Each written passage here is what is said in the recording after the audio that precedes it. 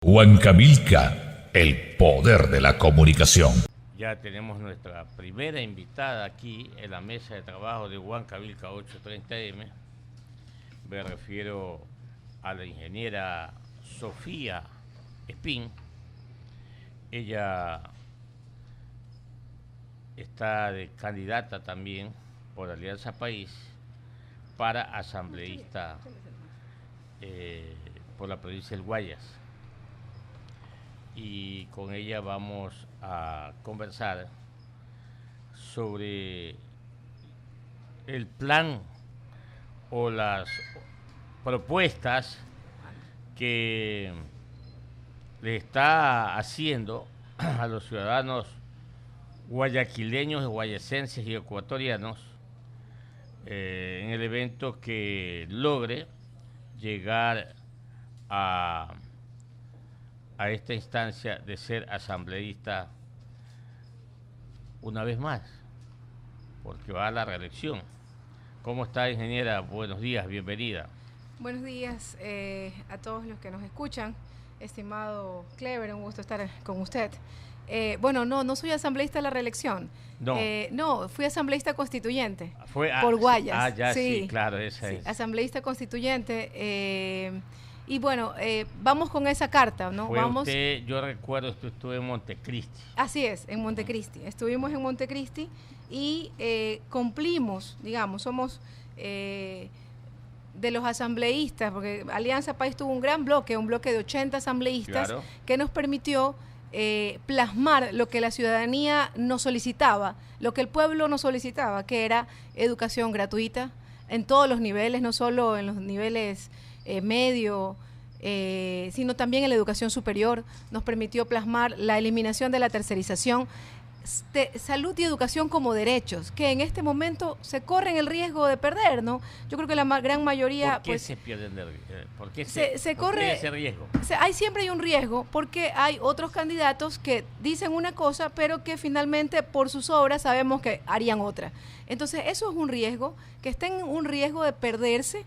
Educación gratuita, salud gratuita como derecho. A veces nos olvidamos que antes la educación y la salud eran pagadas y uno tenía que elegir, por ejemplo, qué hijo iba a la escuela, qué hijo iba al colegio. No todos los hijos podían ir. Esos son grandes logros de la revolución ciudadana y la gente ahora se ha empoderado tanto que se ha olvidado cómo era el pasado. Entonces no podemos olvidar.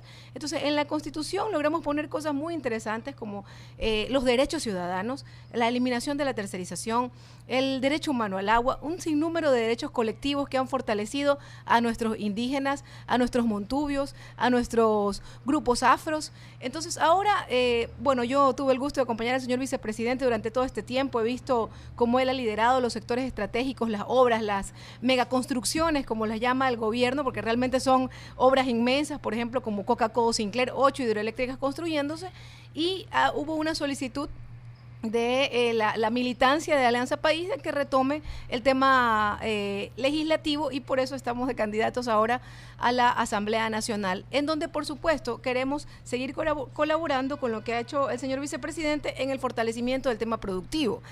En este momento hablan de que el gobierno es el que no ha generado empleo. Yo les recuerdo que es este gobierno el que sacó 2 millones de personas de la pobreza.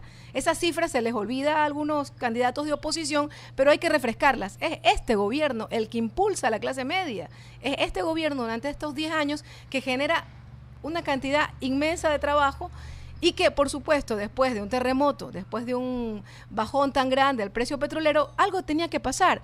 Entonces ahora, pero sin embargo, tenemos un Ecuador que tiene las condiciones habilitantes para el desarrollo, por ejemplo, carreteras, telecomunicaciones, electricidad. Ya no tenemos que importar electricidad que importábamos. Usted debe recordarlo, estimado Clever, usted debe recordar las famosas barcazas, la importación de Colombia, una energía que la pagamos muy cara. Ahora somos soberanos eléctricamente, tenemos las condiciones habilitantes para producir.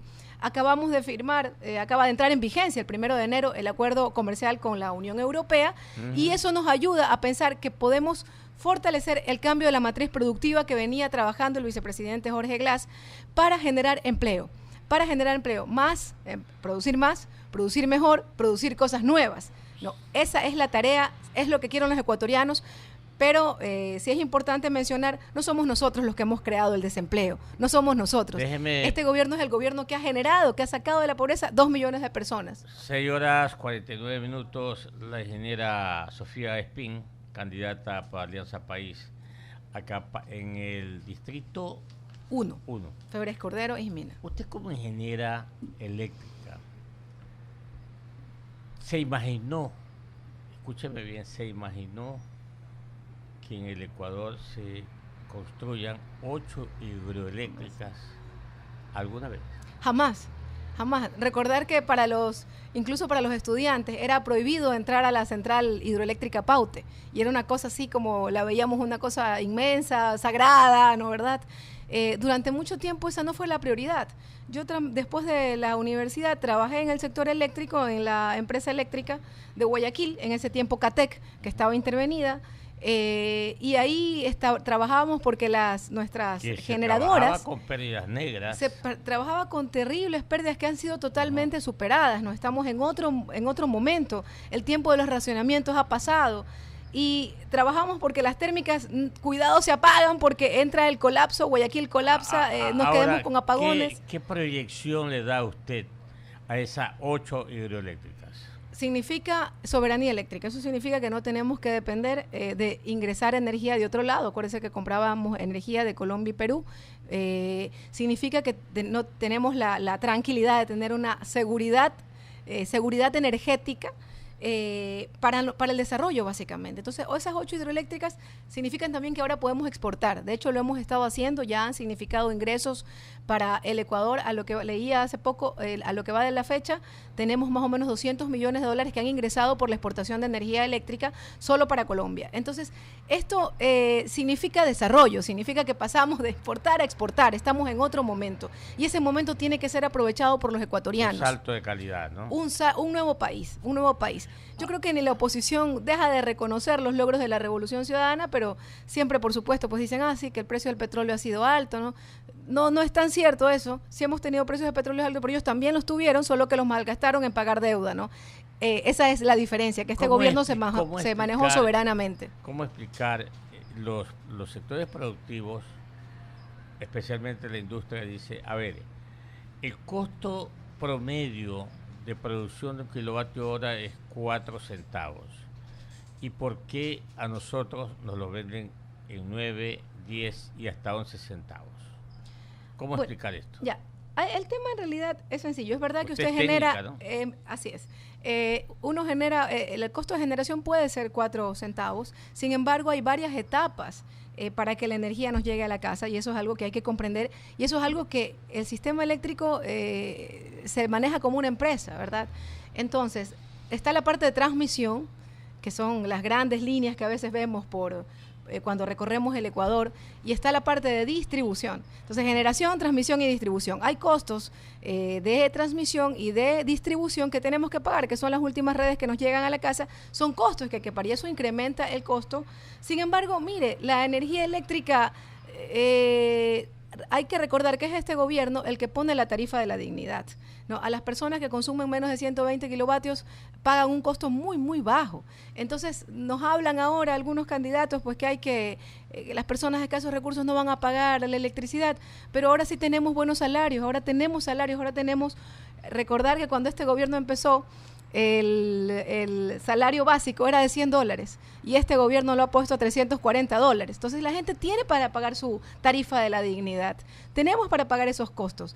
Y pues ellos quieren decir, un tema de populismo también, que no se pague el valor de la tarifa eléctrica.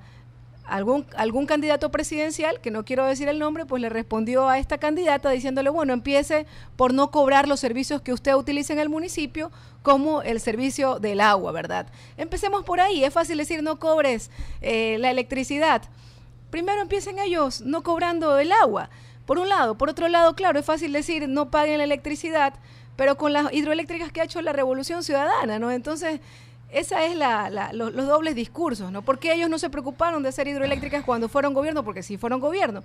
Entonces, son condiciones. Ahora hay nuevas condiciones ahora hay un nuevo momento, tenemos mejores Pero telecomunicaciones. los industriales dicen que le vendemos la energía eléctrica a Colombia en 6 centavos. ¿Dónde está ahí la diferencia? Porque solamente estamos generando y los sistemas de transmisión ya son los que Colombia y Perú tienen, por supuesto. Entonces, hay que reconocer esto, hay que comprender esto y obviamente no, por eso decía, el sector eléctrico se maneja, las empresas eléctricas son empresas, no podemos tampoco quebrarlas, también hay que pagar la gran inversión que se ha generado, hay que pagar esa inversión y por eso los costos finales. Es decir, nosotros tenemos que pagar la transmisión y la distribución que llega a nuestros hogares y eso es CENEL, que ahora es una empresa que antes la querían quebrar y que ahora genera utilidades. El año pasado generó 100 millones de utilidades. Empresas, debe recordar usted que cuando entró este gobierno estaban a punto de ser vendidas. Eran empresas que daban pena, que daban vergüenza. Los ecuatorianos nos daba vergüenza hablar de las famosas Pacifictel, de las famosas Emel Ríos, ¿no verdad? Entonces ya estamos hablando de otro momento, de trabajadores que primero se han puesto la camiseta, que dan un excelente servicio, que para recordar lo que ocurrió en el sismo de Manabí, todos los trabajadores sin cobrar valores adicionales se fueron a Manabí, sin cobrar este tema de dietas y demás, se fueron a Manabí y en 2 días levantaron el sistema eléctrico. Ese es el nuevo trabajador eléctrico ecuatoriano, estamos hablando de otro momento. ¿Qué futuro le ve a los costos de la energía eléctrica para las familias? ¿Cree usted que va a bajar el kilovatio hora y consecuentemente la factura? Es un tema que hay que revisar, pero ya es un tema que dependerá del Ejecutivo y también del manejo empresarial de las empresas. Sin embargo, lo que yo decía de fondo es que no es un tema que en gran medida preocupe a la ciudad, a la familia ecuatoriana. Primero, no? por la tarifa de la dignidad. Recordar que fue este gobierno el que puso la tarifa de la dignidad. Entonces, si uno quiere pagar menos, es cuestión de ahorrar. Es cuestión de ahorrar, es cuestión de utilizar focos ahorradores, es cuestión de utilizar la cocina de inducción, que también es un programa muy importante de este gobierno.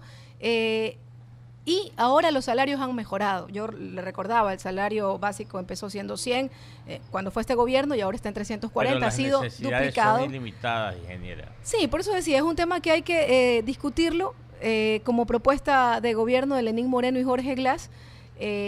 Eso es un tema que hay que discutir. Nosotros que estamos enfocados en el tema legislativo, pues esperaremos esas discusiones, pero no hay que olvidar que las empresas tienen que manejarse como empresas. Son empresas eléctricas, tienen que cuadrar sus costos, digamos, de producción y ahí es importante pagar la inversión que se ha generado en estas 8 hidroeléctricas también. Las 6:57. Hay que recordarle a los oyentes de Huancavilca 830M que estamos dialogando con la ingeniera eléctrica Sofía Espín. Ella es candidata a la Asamblea por la provincia del Guayas, Distrito 1. Ha sido dirigente estudiantil en la ESPOL y ha trabajado muy de cerca con el ingeniero Jorge Glass en el Ministerio, el Fondo de Solidaridad, el Ministerio de Telecomunicaciones y todas las dependencias donde el ingeniero Glass está contribuyendo en este gobierno. Buenos días, licenciado. ¿Cómo está? Oiga, ¿qué pasó? ¿Ah? ¿Cómo está, economista? Muy buenos días. ¿Cómo ha pasado? Saludamos también a la ingeniera Espín. ¿Qué pasó de qué? Los asesores, se va a quedar con 2 nomás. Hemos estado realizando algunos trabajos en horas de la noche, aparte que ha habido algunas situaciones. Estamos dialogando entonces aquí. Sí, yo quería hacerle una consulta a la ingeniera porque ella hace referencia a que hay que pagar, a que existen costos en las empresas que son los que han motivado, en las empresas eléctricas, que son los que han motivado que no hay una disminución en el valor de las tarifas. Pero si tomamos en cuenta que el gobierno ha señalado de manera reiterada que el costo de generación que teníamos anteriormente, cuando había barcazas y se generaba pues con combustibles fósiles, era elevado y que ahora generamos energía barata, debemos entender que estas empresas están teniendo una utilidad muy superior a la que tenían antes. Esto por un simple ejercicio económico, ¿no? Entonces quisiéramos saber ¿En cuánto van? Nos acaba de decir hace un momento que hemos ganado como país $200 millones exportando energía a Colombia. ¿Tiene usted los datos de cuáles son las ganancias del 2016 de las empresas eléctricas, que deben ser bastante elevadas también? Tenía el dato del año pasado, que de las empresas eléctricas de distribución, Sí. de CENEL en particular, ese dato lo tenía. ¿Cuáles son esas fue de utilidades? 100 millones. 100 millones. 100 millones de dólares. 100 millones de dólares. Antes perdía. Antes perdíamos y casi quebramos. 100 millones de dólares, pero no es tanto. Para la inversión, el ahorro, la verdad es que no es tanto. Mire, ¿cómo encontramos las empresas? Si son 8 mil millones de dólares en inversión en las hidroeléctricas, estamos ganando 100 millones por año, tendrán que transcurrir 80 años a ese ritmo para recuperar el monto invertido. No suena económicamente muy rentable, ingeniera. No, estimado Lenín, hay que recordar que en el sector eléctrico hay tres momentos, digamos, ¿no? La generación, la transmisión y la distribución. Estábamos hablando ahorita de una empresa que es Enel, que el año pasado registró utilidades por 100 millones de dólares, pero recordar, las utilidades de la generación en este momento tampoco las tengo en la mano, pero no las estamos revisando, pero además estamos hablando de que todavía no entran todas las 8 hidroeléctricas a generar. Entonces ya veremos cuando entren las 8 hidroeléctricas a generar los costos de utilidades que puedan tener ellas, y en ese momento podrán revisarse también esas tarifas. En este momento hemos sobre todo tomando en cuenta que el presidente ¿no? Correa dijo que iba a haber una reducción y que íbamos a tener energía barata, porque eso a final de cuentas, usted tiene razón cuando dice, sí, se han incrementado los salarios y la familia tiene ya un poco más de poder adquisitivo para pagar la tarifa de la dignidad y continuar pagando las tarifas que ya tenían pues desde hace mucho tiempo. Pero en el sector productivo, el tema del valor de la energía es importante porque si tienen un menor costo de producción, pueden primero ampliar su producción, generar más empleo y dinamizar de una mayor y mejor manera así es, la actividad económica. De producción para poder exportar, por supuesto, poder competir en esos mercados internacionales. Así es, y con el acuerdo con la Unión Europea y todo esto se vuelve necesario, ¿no? Sí, yo solo quería explicar este tema, ¿no? La generación es una etapa, la transmisión es otra etapa y la distribución es otra etapa. Entonces acá nosotros estábamos hablando de la parte de la distribución, que fueron empresas que la ciudadanía lo conoce, fueron empresas que cuando inició este gobierno eran empresas que estaban muy, muy mal. Empresas en donde los trabajadores no tenían uniformes, en donde los trabajadores no tenían herramientas para salir a generar un trabajo de calidad. Pero eso ya fue saneado. Pero bueno, han sido estos años y por eso también hay costos, y entonces 100 millones en realidad es bastante para cómo se encontró. Eran empresas realmente quebradas, estimado Lenín, eran empresas que ya prácticamente estaban para venderse pues a precio de... Estos 100 millones son netos. Así es. Después de haber ido arreglando las así es. Si estamos hablando de otro momento, yo recordaba, por decir una cosa importante que me parece de relevar, fue el terremoto de Manabí, como todo el sector eléctrico del área de distribución se movilizó a Manabí a levantar en menos de 24 horas el sistema manabita, y lo hicieron de manera muy buena, muy rápida, que Manabí lo felicita y el Ecuador lo felicita, por supuesto, que era una cosa básica tener energía eléctrica para levantar el sistema de agua potable, para levantar algunas cosas, los sistemas de salud. Entonces es un sector eléctrico diferente. Entonces esto es algo que creo que sí hay que relevar y felicitar, que estamos en otro momento. El tema de las tarifas, por eso decía, es un tema que debe revisarse, pero debe revisarse de manera técnica, ¿no? De manera técnica y no política. Es fácil decir, ya no voy a cobrar, cuando nunca se preocuparon ni siquiera de generar las empresas, claro, como las hidroeléctricas, no hay nada las empresas tan terrible que... como ese asunto del subsidio y de andar regalando las cosas. Todas las cosas tienen un valor. Todas las cosas tienen un valor, tienen un costo y tiene que ser cobrado. Pero asimismo, si ya contamos con una generación mucho más barata y las redes de distribución están allí.